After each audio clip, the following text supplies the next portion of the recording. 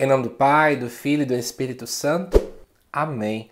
Amado irmão, amada irmã, é com muita alegria que nós estamos aqui para juntos estudar e meditar o Evangelho proposto pela nossa igreja para o segundo domingo da Páscoa, conhecido também como o Domingo da Misericórdia. Todos os anos, esse é o mesmo Evangelho que aparece nesse segundo domingo para a gente. De antemão, já sabe, né? Se inscreve aqui no canal e compartilha esse vídeo com outras pessoas. O Evangelho está lá em João, capítulo 20, versículo 19 a 31, que é tido pelos estudiosos como a última parte do Evangelho de João. Isso porque o capítulo 21 provavelmente foi um acréscimo posterior da comunidade também. E assim vai nos dizer esse texto lá de João 20, 19 a 31. Ao anoitecer daquele dia, o primeiro da semana, estando fechadas por medo dos judeus as portas do lugar onde os discípulos se encontravam, Jesus entrou e, pondo-se no meio deles, disse: "A paz esteja convosco." Depois dessas palavras, mostrou-lhes as mãos e o lado. Então os discípulos se alegraram por verem o Senhor. Novamente, Jesus disse: "A paz esteja convosco. Como o Pai me enviou, também eu vos envio." E depois de ter dito isso, soprou sobre eles e disse: "Recebei o Espírito Santo. A quem perdoardes os pecados, eles lhes serão perdoados. A quem os não perdoardes, eles lhes serão retidos." Tomé, chamado Dídimo, que era um dos 12, não estava com eles quando Jesus veio. Os outros discípulos contaram-lhe depois: "Vimos o Senhor." Mas Tomé disse-lhes: "Se eu não vir a marca dos pregos em suas mãos, se eu não puser o dedo nas marcas dos pregos e não puser a mão no seu lado, não acreditarei." 8 dias depois, encontravam-se os discípulos, novamente reunidos em casa. E Tomé estava com eles. Estando fechadas as portas, Jesus entrou. Pôs-se no meio deles e disse: "A paz esteja convosco." Depois disse a Tomé: "Põe o teu dedo aqui e olha as minhas mãos. Estende a tua mão e coloca-a no meu lado, e não sejas incrédulo, mas fiel." Tomé respondeu: "Meu Senhor e meu Deus." Jesus lhe disse: "Acreditaste porque me viste? Bem-aventurados os que creram sem terem visto." Jesus realizou muitos outros sinais diante dos discípulos, que não estão escritos neste livro, mas estes foram escritos para que acrediteis que Jesus é o Cristo, o Filho de Deus, e para que, crendo, tenhas a vida em seu nome. Amado irmão, amada irmã, esse texto é muito conhecido.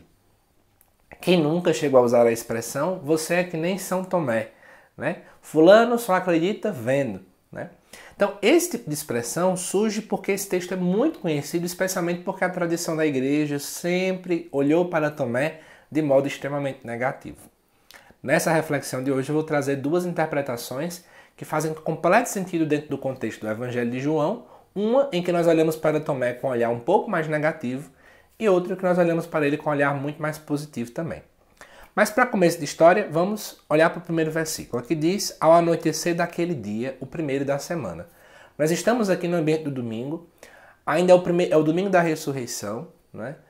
É interessante você perceber que, como o Evangelho de João, provavelmente a sua redação, concluiu-se de modo mais tardio comparado aos outros evangelhos, João já está naquele momento do cristianismo em que ele se distancia do judaísmo. E nesse distanciamento, o dia que era por excelência dos judeus era o sábado, e como os cristãos eram muitas vezes, já dentro do contexto joanino, expulsos das sinagogas, João transfere o olhar do sábado para o olhar do domingo, que foi o dia da ressurreição. E aí vai dizer que eles estavam de portas fechadas, por medo dos judeus. Por que esse medo? Era um medo duplo, né? Na verdade, um era o medo de uma tristeza que eles tinham porque não estavam mais com Jesus. O segundo era o medo de ser acusado que tinham roubado o corpo de Jesus, como a gente já viu em outros vídeos aqui no canal, que eles foram então acusados. Jesus entra e põe-se no meio deles. A primeira coisa é que não fala que Jesus atravessou paredes, tá certo? Muitas pessoas querem ver essa visão hollywoodiana. Porém, já quero fazer um comentário aqui bem teológico da coisa, que a teologia católica vai nos indicar que Jesus, após a ressurreição, ele adquire um corpo espiritual, que a gente não sabe dizer, em suma, o que de fato seria.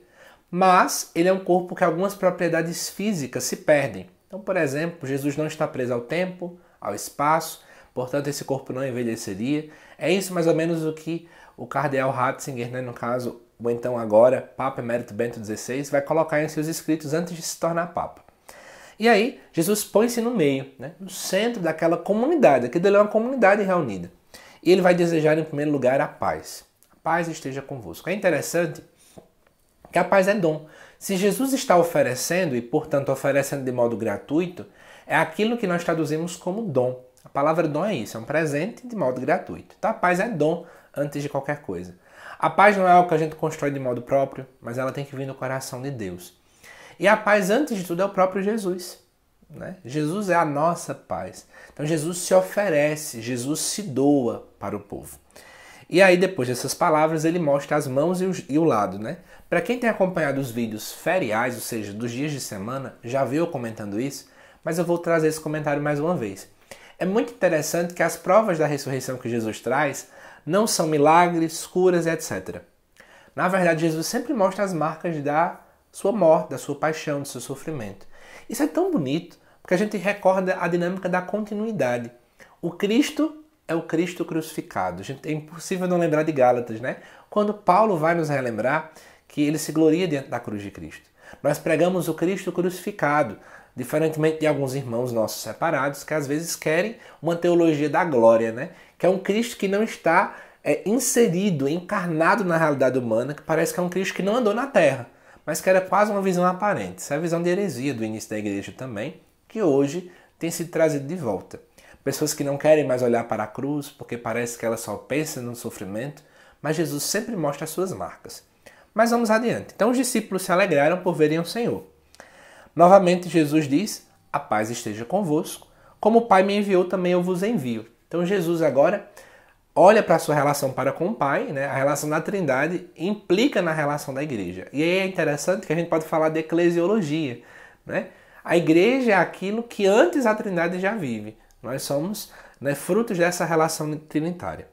Depois de ter dito isso, sopra sobre eles. Recebeu o Espírito Santo. É impossível a gente não lembrar do texto lá de Gênesis capítulo 2, versículo 7, onde Deus, né, no relato de Gênesis 2, Deus como de fato um oleiro, como um artesão que modela o corpo do povo, ele sopra a sua ruá. Não é o seu ruá, tá bom? A expressão ruá é feminina dentro do hebraico. Então, a ruá de Deus é soprada. E é interessante que esse sopro, né, esse hálito, esse quase que cuspe, ele sempre simboliza para os judeus como a doação de si. Então, na verdade, o que é que Jesus está fazendo? Jesus está doando, né, doando a sua essência para o povo. Em outras palavras, ele está nos dando vida, vida espiritual. E como eu fiz a linkagem, né, com Gênesis 2, lá foi feita a criação. Agora nós estamos numa nova criação, né? Jesus que cria agora uma nova humanidade pela ação do Espírito Santo. Depois ele vai dizer, a quem perdoardes os pecados, lhes serão perdoados. Não vou focar nessa questão aqui agora. Deixemos isso para uma outra vez que esse texto aparecer. Mas agora vamos olhar para o personagem Tomé. No versículo 24 vai nos dizer que Tomé, chamado Dídimo, que era um dos 12, não estava com eles quando Jesus veio. Tomé, chamado Dídimo. Dídimo significa gêmeo. E é interessante que dentro do Evangelho de João não aparece de modo algum quem seria esse gêmeo de Tomé. Geralmente, especialmente no Evangelho de João, quando alguém não aparece com o nome dessa pessoa, o nome, a sua essência de fato, essa pessoa ela se torna modelo para todos nós que estamos lendo, né? Para a comunidade que lê. Então, na verdade, a gente é convidado a meio que parecer com Tomé em algumas situações. E aí vamos lá para as duas visões. Visão negativa de Tomé. Tomé não estava junto com a comunidade. Então nós, quando não estamos ali inseridos na comunidade, a nossa fé ela tende a ser muito fraca, né? Tomé não estava com o povo, né? Porém, também temos algumas pessoas que interpretam, alguns estudiosos que olham, não é bem isso que o autor está querendo falar, né? Então existem essas duas camadas de interpretação. Porque eles estavam ali trancados por medo. Se Tomé não estava trancado por medo, quer dizer que ele não estava com medo. Ele estava no meio da sociedade, ali com coragem, né? Então Tomé seria uma característica de um discípulo corajoso, que já estava em missão. Inclusive, alguns utilizam, até trouxe para vocês a referência, o relato lá de João capítulo 11, versículo 16, quando Tomé, né, vai dizer assim, vamos lá morrer com eles, diante do contexto da ressurreição ou do reanimamento de Lázaro. Tomé se mostra como aquele que tem coragem, que vai à frente. Então, talvez, traz-nos uma característica de Tomé positiva. Então, tanto você pode ver, talvez, um lado negativo, Tomé que estava ali afastado da comunidade, talvez triste, solitário, ou esse Tomé corajoso, tá bom? E aí, o que acontece? Não estava lá. Só que os discípulos contam para ele, vimos o Senhor. Mas Tomé é incrédulo. Tomé não acredita no relato da comunidade.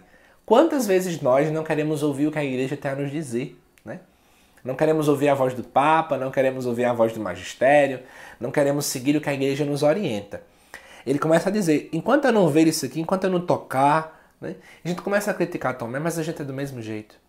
Na verdade, os discípulos da igreja primitiva eram semelhantes. Diferentemente do discípulo amado, que ao ver acreditou, todos os outros quiseram chegar lá, né? Alguns até mesmo tocar. Maria Madalena, enquanto não escutou seu nome, não conseguiu enxergar quem Jesus era e por aí vai. Então, Tomé é um retrato daquele povo também. Paremos de condenar Tomé de modo completo. E aí depois, versículo 26, diz 8 dias depois, ou seja, outro domingo, mais uma vez o domingo, recebendo um olhar diferente, né, dentro do Evangelho de João. Estavam lá de novo na casa e Tomé estava com eles agora. E aí as portas estavam fechadas, Jesus entra, repete a mesma coisa, só que ela agora olha para Tomé e vai dizer, põe o teu dedo aqui, olha as minhas mãos, enfim, não sejas incrédulo, mas fiel. E agora no versículo 28 vem a parte mais legal desse texto. Tomé vai responder a confissão de fé mais profunda do Evangelho de João. Meu Senhor e meu Deus. Você pode perguntar, mas José Lucas, por que esse tão profundo? É algo tão curto, tão pequeno, né? Muitas pessoas têm até o costume de dizer durante a missa, no ato da consagração, nas palavras de restituição, as pessoas repetem, né, sussurrando, meu Senhor e meu Deus, eu creio, mas aumenta a minha fé. Essa expressão, meu Senhor e meu Deus, é muito profunda porque Jesus sempre recebeu muitos títulos. Por exemplo, profeta, talvez um Messias, alguém que falava bonito, um curandeiro, até mesmo meu Senhor. Mas ninguém, até o momento, chamou ele de Deus. Tudo bem que o título Senhor, que em grego é Kyrios, geralmente só era utilizado no âmbito religioso para Deus. No âmbito pagão, não. O imperador recebia. Mas no âmbito religioso, só Deus recebia. Mas só Tomé foi capaz de dizer mais do que meu Senhor, ao dizer também meu Deus. Por isso, já abro esse parêntese, nós somos chamados a, como Tomé, dar esse passo na fé. A, de fato, olharmos para Deus e olharmos para o Cristo e reconhecer nele. Ele é o nosso Deus. O Deus que tocou em nosso chão, que viveu a nossa vida, né? E aí Jesus vai dizer, acreditaste porque me viste? Bem-aventurados os que creram sem ter visto. Esse relato 29, ele traz uma conotação bem interessante. Quando o Evangelho de João foi escrito, de fato, as aparições do ressuscitado já haviam terminado, e aí já tinha acontecido a ascensão de Jesus, e o povo se questionava se Jesus tinha ressuscitado, queriam também talvez ver sinais. E olha que interessante, né? Bem-aventurados os que creram sem ter visto. Agora, para nós somos chamados a crer sem ver. Mas ainda existe uma visão. A visão é da comunidade reunida. É na comunidade que o ressuscitado ele aparece de modo concreto. É no nosso dia a dia, no nosso ato de amor aos irmãos, de perdoar, de ajudar, de colaborar com a criação, como Gênesis muito bem nos coloca, que assim o ressuscitado aparece de modo muito concreto, de modo muito claro nas nossas vidas. Mas depois, João termina o seu evangelho. Jesus realizou muitos outros sinais diante dos discípulos que não estão escritos neste livro, mas estes foram escritos para que acrediteis. Jesus é o Cristo, o Filho de Deus, e para que crendo tenhais a vida em seu nome. Eis o motivo pelos quais os evangelhos são escritos. Não é para ser uma história igual um historiador que conta algo. Não é para ser um livro didático que eu, como professor, vou expor na escola. Não. O evangelho foi escrito para que nós possamos crer, acreditar que Jesus é o Cristo, ou seja, o Messias que os judeus esperavam, e é o Filho de Deus, F maiúsculo, ou seja, ele também é Deus, natureza divina. E para que crendo, nós possamos ter vida e vida em plenitude. É dessa forma que eu concluo esse vídeo. Eu sei que ficou um pouco longo, mas espero que você tenha gostado e tenha agora também compreendido o quanto nós somos chamados a termos uma fé firme, para que juntamente com Tomé nós possamos dizer meu Senhor e meu Deus. Que Deus te abençoe, amado irmão, amada irmã. Te aguardo já nas reflexões das missas do dia de semana que vão aí. E já te lembro, hein? Já na próxima segunda-feira já começa a sair os vídeos da liturgia do terceiro domingo da Páscoa. Que Deus te abençoe imensamente e até mais.